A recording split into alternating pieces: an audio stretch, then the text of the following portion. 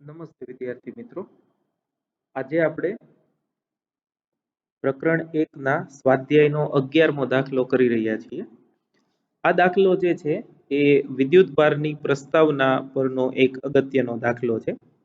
પ્લાસ્ટિકના એક ટુકડાને ઊન સાથે ઘસવામાં આવે છે. ખાસ જોજો, પ્લાસ્ટિકના ટુકડાને ઊન સાથે ઘસવામાં આવે છે ત્યારે તેના પર 3 × 10⁻⁻7 કુલંબ જેટલો ઋણ વિદ્યુતભાર આવે છે.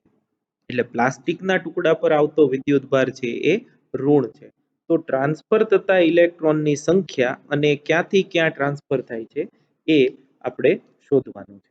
તો આપણે સોલ્યુશન જોઈએ. પહેલું આપણે એ વિભાગ સોલ્વ કરીએ. તો Q બરાબર N × E પરથી ધારો કે ટ્રાન્સફર થતા ઇલેક્ટ્રોનની સંખ્યા n છે.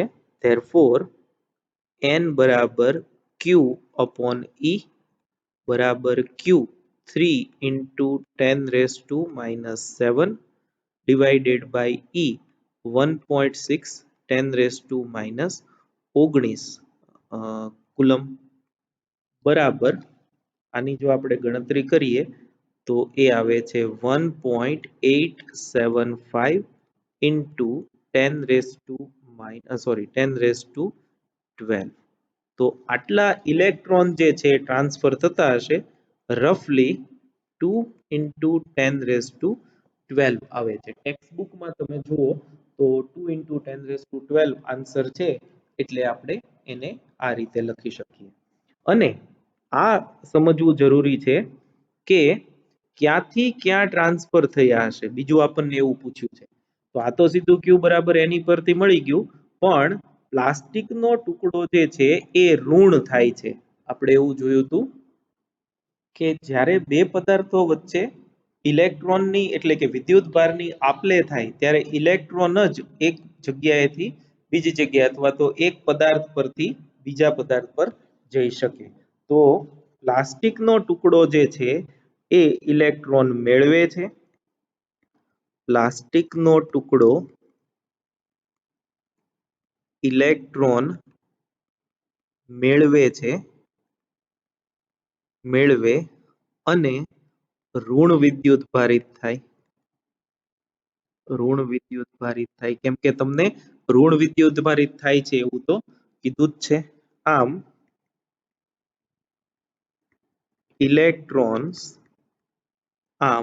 ઇલેક્ટ્રોન્સ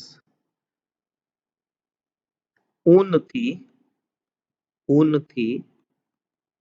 પ્લાસ્ટિક તરફ ટ્રાન્સફર થાય છે. ક્યાંથી ક્યાં ટ્રાન્સફર થાય છે?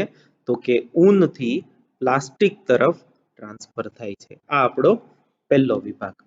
હવે બીજો આ પણ સરસ છે. જુઓ, આ પણ સરસ છે. બી એમાં આપણને પૂછ્યું છે કે શું ઊનથી પ્લાસ્ટિક તરફ દળની હેરફેર થાય છે? તો ઇલેક્ટ્રોન ટ્રાન્સફર થાય એટલે દળ તો ટ્રાન્સફર થાય જ, પણ ઇલેક્ટ્રોનનું દળ ખૂબ જ નજીવું હોય એટલે દળ ટ્રાન્સફર થાય પણ એ હોય ખૂબ ઓછું. તો આપણે જવાબ આમ લખશું, હા, પરંતુ ખૂબ ઓછું. હવે એ ગણતરી કરીએ આપણે. એક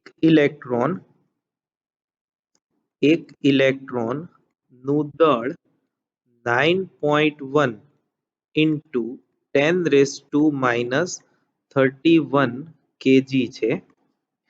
આથી n ઇલેક્ટ્રોનનું દળ બરાબર 2 × 10⁻12 × 9.1 10⁻31, એટલે એ આપણને મળશે લગભગ 2 × 10⁻18 કિલોગ્રામ. એટલે દળની હેરાફેરી થઈ પણ કેટલું 10⁻⁻18 કિલોગ્રામના ક્રમ, જેને આપણે નહીવત કહીએ. એટલે ઘણી વખત એમ કહેવાય કે દળની હેરાફેરી થતી નથી, પણ ફિઝિક્સની દ્રષ્ટિએ જોઈએ તો ઇલેક્ટ્રોન જેટલા ટ્રાન્સફર થાય એટલા ઇલેક્ટ્રોનનું દળ પણ ટ્રાન્સફર થયું હોય, એટલે ખૂબ નજીવા પ્રમાણમાં પણ દળની હેરફેર ઊનથી પ્લાસ્ટિક તરફ થાય છે. એટલે ઊનનું થોડું દળ ઘટે અને પ્લાસ્ટિક જે છે એનું થોડું દળ વધે. તો આ જે છે એ 11મા દાખલાની સમજૂતી છે. Thank you very much.